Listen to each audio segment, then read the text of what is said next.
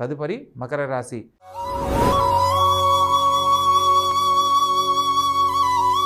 ఈ యొక్క మకర రాశి జాతకులకు లగ్నంలో శుక్రుడు మరియు కుజగ్రహ సంచారం జరుగుతున్న క్రమంలో ఖచ్చితంగా మాట్లాడే మీ యొక్క వ్యవహార ధోరణిని మార్చుకోవాలి. ఈ వారం ఆకస్మికంగా ధనలాభ ప్రాప్తి కలగబోతుంది. వాక్స్థానంలో రవి బుధులు, చంద్రుడు, శని మరియు శుక్రుడు సంచరిస్తున్న క్రమంలో ఈ వారం చేపట్టిన ప్రతి పనిలో కూడా అనేక రకాల శుభాలు కలగబోతున్నాయి. చేపట్టిన ప్రతి పనిలో కూడా ఎంతో చాకచక్యంగా తెలివిగా వ్యవహరిస్తారు. ఎప్పటి నుంచో పరిష్కారం కాని సమస్యలు పరిష్కరించబడతాయి. రావాల్సిన ధనం సకాలంలో చేతికి అందుతుంది. తృతీయ స్థానంలో రాహువు, బుధుడు సంచరిస్తున్న క్రమంలో తోడబుట్టిన వారితో సఖ్యత మీకు ఎంతో అద్భుతమైన జీవితాన్ని కలిగిస్తుంది. నూతన ఆలోచనలన్నీ మీ యొక్క తోడబుట్టిన వారితో పంచుకోవడం వల్ల శుభ ఫలితాలు పొందడానికి కారణమవుతుంది.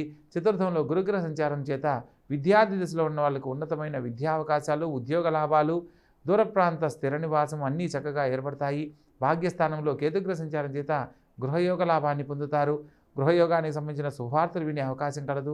లాభస్థానంలో చంద్రుడు సంచరిస్తున్న కారణంగా తల్లిగారి సలహా మేరకు చేసే ప్రతి పనిలో కూడా ఈ వారం అత్యద్భుతంగా మీకు ఎంతో దోహదపడుతుంది.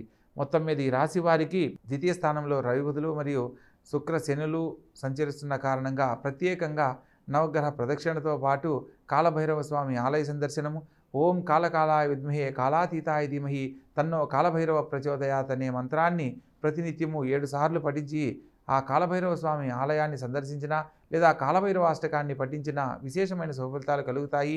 మహాశివరాత్రి పర్వదినాన ఉపవాస నియమాలను ఖచ్చితంగా ఆచరించాలి. అలా ఆచరించిన వారికి ఉన్నతమైన జీవితాన్ని, అష్టైశ్వర్య ప్రాప్తిని సకాలంలో పొందుతారు.